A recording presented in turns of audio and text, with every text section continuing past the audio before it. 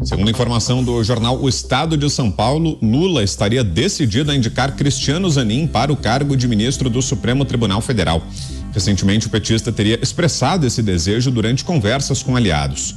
Durante um encontro com empresários em Portugal, Lula teria dito que não está preocupado com as repercussões negativas que podem surgir em razão da escolha de Zanin, que foi seu advogado.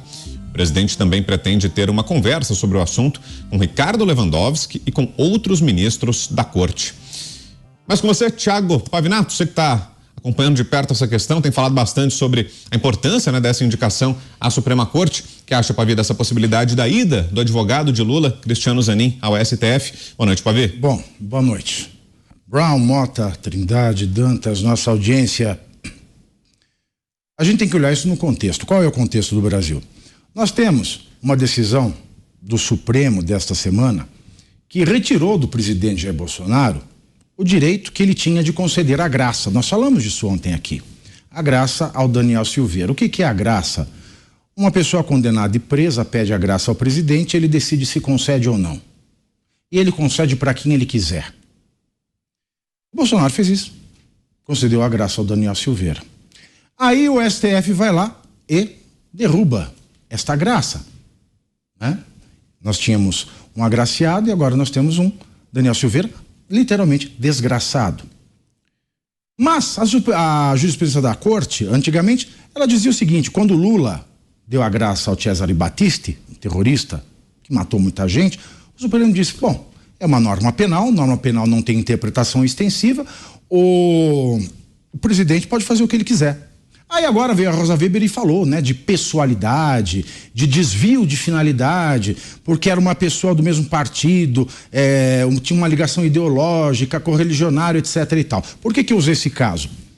Porque se o presidente tem que se atentar ao quesito da pessoalidade e não desviar a finalidade, e se o Daniel Silveira pode se tornar um desgraçado, dependendo de uma canetada do STF, porque era uma pessoa próxima ao presidente, o presidente não poderia tê-lo escolhido para se beneficiar da graça.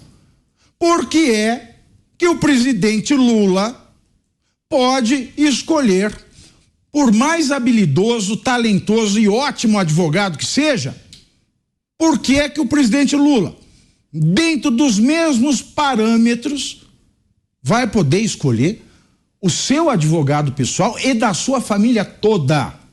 Advogado pessoal há 20 anos, na esfera civil e na esfera criminal, que além da relação profissional, também é padrinho de casamento. E o pai da esposa é padrinho de batismo do filho do Lula. Então, pelos mesmos princípios invocados para tirar o direito de um presidente conceder a graça a quem ele bem entender, não se poderia cogitar que Lula, dentro dessas mesmas condições, concedesse uma vaga no STF ao seu advogado e afilhado de casamento. Pois bem, eu me pergunto, contra isso nada acontece. Ninguém questiona. Já se fala com naturalidade dentro do próprio STF, que mudou a sua própria jurisprudência para enquadrar o presidente Jair Bolsonaro. E quando o Zanin for indicado, talvez a pessoalidade saia de moda, talvez o desvio de finalidade saia de moda, talvez a jurisprudência saia de moda, e talvez nós tenhamos mais uma demonstração de que não existe mais lei nesse país. E você, Roberto Mota, que nos diz dessa possível indicação. Mota, boa noite. Boa noite, Brown, boa noite, meus colegas, boa noite, nossa espantada, abismada audiência. Muita gente acha que democracia, Estado de Direito e República são sinônimos, mas na verdade são três coisas diferentes. Na minha opinião, no meu olhar, democracia tem principalmente a ver com a escolha do governante. Em uma democracia, a maioria escolhe quem vai governar e prevalece a vontade da maioria. Já Estado de Direito é a garantia de que os direitos fundamentais das pessoas serão respeitados. E no Estado de Direito, todos são iguais perante a lei. A lei que vale para um é a mesma lei que vale para os outros. Já a República é uma forma de organizar os poderes do Estado. Em uma república existem 3 poderes que são autônomos e independentes: o poder executivo, o legislativo e o judiciário. Quando essa independência é ameaçada, também são ameaçados o Estado de Direito e a democracia. É isso que a gente está vendo acontecer diante dos nossos olhos. E, Cláudio Dantas, agora é só aguardar a confirmação mesmo, a vaga já está nas mãos do Zanin, é questão de oficializar, é só aguardar mesmo que seja feita a indicação pelo presidente Lula. Dantas, ainda tem chances de que seja revertido esse cenário, que algum outro candidato consiga essa cadeira? Boa noite, Dantas. Tem que ter cuidado aí, né? Clima de já ganhou, a gente sabe, quando o time entra em campo achando que já ganhou, a coisa pode surpreender. Boa noite, Brown, boa noite, Pavinato, Mota, Zé Maria e toda a nossa audiência. O Cristiano Zanin sempre foi o favorito do Lula. Eu antecipei essa informação há mais de um ano. Mas muita coisa aconteceu de lá para cá. Inclusive, a própria indicação do Manuel Carlos, que trabalhou com Lewandowski. Não trabalhou só com Lewandowski, trabalhou com o Aires Brito, com o Joaquim Barbosa, com a Ellen Grace. É um sujeito que conhece profundamente o STF, conhece profundamente o Judiciário e tem uma produção acadêmica que chega a dar vergonha quando comparada à de Cristiano Zanin. Cristiano Zanin, por outro lado, é um advogado que fez a sua carreira apoiado num personagem político. Na verdade, apoiado ou abençoado pelo advogado que também teve a sua carreira apoiado num personagem político. Nós estamos falando justamente dessas relações pessoais. Cristiano Zanin, ligado a Roberto Teixeira, ligado a Luiz Inácio Lula da Silva. As investigações da Lava Jato mostraram que essas relações vão muito além da relação cliente-advogado. Muito, mas muito, muito além. E vão muito além do parentesco simplesmente.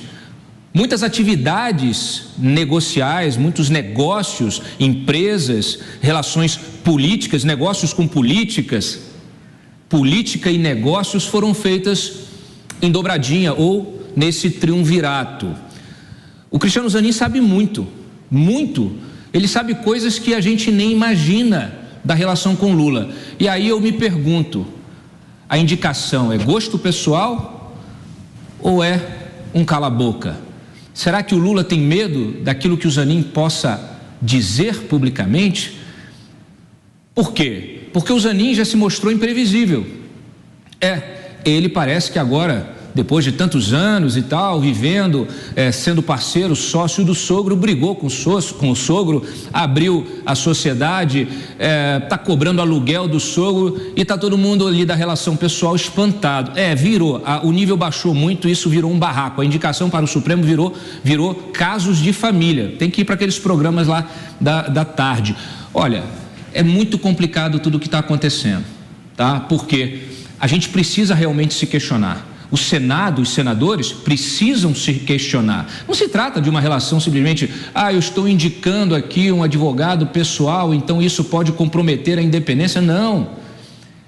É qual a razão efetiva por trás dessa indicação, considerando um histórico, grandes negócios que envolveram o governo Lula nas suas gestões, no primeiro e no segundo mandato, depois Dilma e depois enfim, sucessivamente aí do governo do PT, Dilma 1, Dilma 2, enfim, nós sempre vimos aí a presença do escritório em negócios turbulentos. Então a gente precisa realmente se questionar. Se for comparar currículo, não tem comparação. Hoje há uma pressão muito grande. Você quer entrar, Brau? Você quer me interromper? Pode me interromper. É isso, a gente pode girar, vamos voltando só para dar uma boa noite pro Zé também, que ainda não falou, daqui a pouco a gente volta, vamos seguir nesse tema. Deixa eu falar com ele, José Maria Trindade, lá em Brasília também. Tem alguma chance, Zé, de que haja essa postura a que o Dantas fez referência agora, uma postura mais firme, mais combativa do Senado? Dá para esperar isso, Zé? Salve, boa noite. Com quem eu conversei, me disse que Lula se fechou em copas, ou seja, ele não dá dicas, fala mais ou menos e assim está, viu? Muito boa noite, meu caro Vitor. Boa noite, Dantas, boa noite, Pavinato, boa noite, Mota, boa noite especial a você que está aqui sempre acompanhando nos pingos nos is. Olha, eu defendo esse método de indicação do ministro do Supremo Tribunal Federal. É o mesmo dos Estados Unidos e quase o mesmo ali da Inglaterra. A diferença está na sabatina, no método, a responsabilidade do Senado Federal de sabatinar. Já houve indicações muito esquisitas, por exemplo, para o próprio ministro Dias Toffoli, que foi advogado do PT, que era uma pessoa, que era um assessor do PT ali próximo, né? E outras indicações. Mas o Senado fez a sabatina, quase um chá das 5, e aprovou a todos, né? E, por exemplo, o Dias Toffoli, como o Zanin, são muito novos. O Toffoli vai ficar muito tempo no Tribunal Superior, no Supremo Tribunal Federal, assim como o próprio Zanin, se for indicado. Informação mesmo, eu devo confessar que não há nenhuma informação. Lula não fala, ninguém fala. Então, assim, ele está fechado. E quando ele se fecha e não abre, significa que ele está com o Zanin. É esse o nome.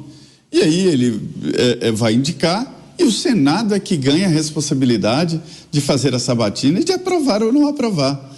Veja bem, Lula não está tão forte assim no Congresso Nacional.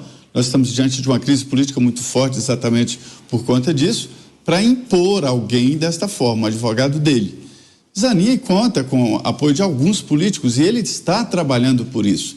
Soube que ele tem conversado, tem ligado, visitou os senadores, exatamente para saber qual é o clima e qual é a condição dele. Lula tem uma dívida com ele, né, e deve indicá-lo. O serviço público, ele deve ser impessoal. A própria Constituição, antes de definir esse critério aí do presidente indicar o ministro, fala da impessoalidade. O serviço público não pode ser uma ação entre amigos, entre compadres, né? Um gestor geral.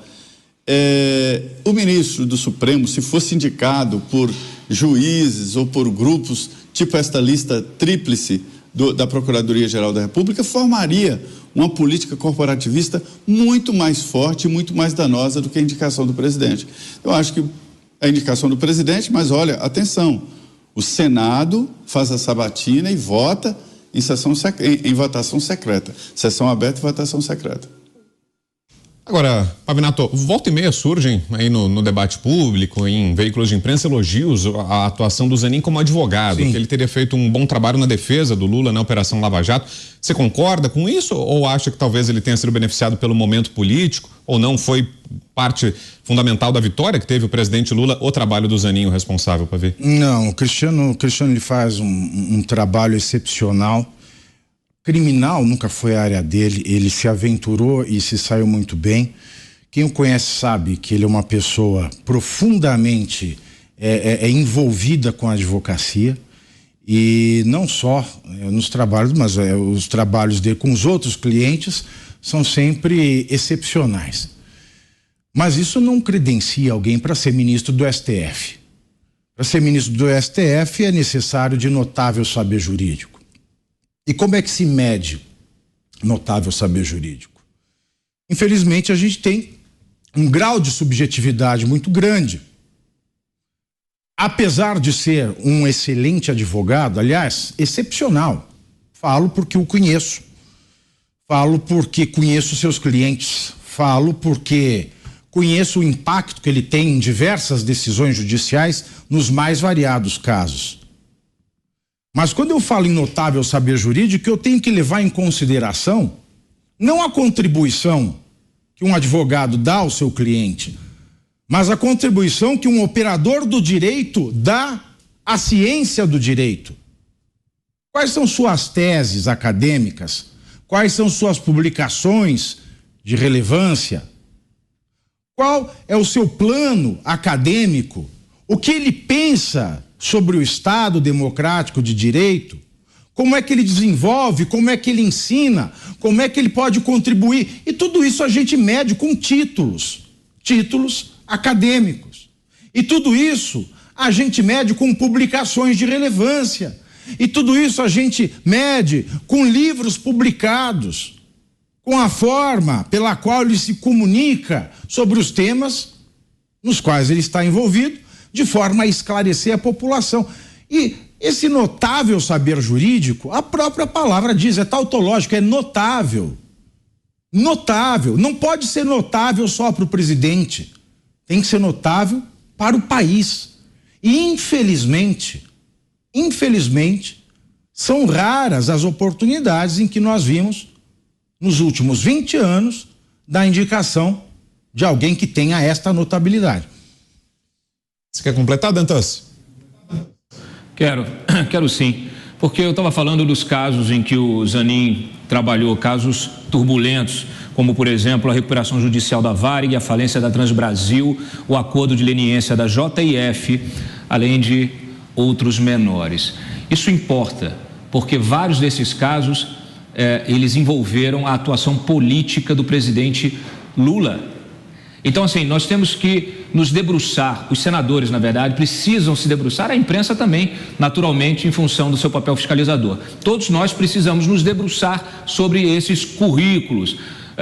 No caso do Zanin, o que me chama a atenção é que ele não é unanimidade. O Lula está empurrando a indicação dele contra a vontade de muita gente do PT, contra a vontade de muita gente no Supremo, tá? Contra, inclusive, a vontade do Grupo Prerrogativas, que foi talvez o verdadeiro responsável pela vitória do Lula, pela vitória jurídica do Lula, por ele ter sido descondenado.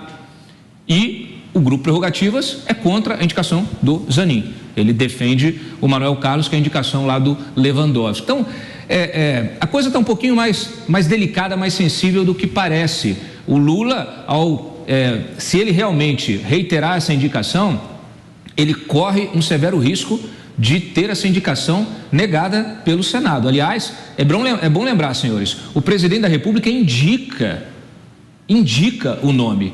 Quem dá o aval, quem nomeia, quem tem a responsabilidade, que dá o chamegão final ali, é o Senado. Então é bom que a gente comece a cobrar os senadores em relação a essas indicações.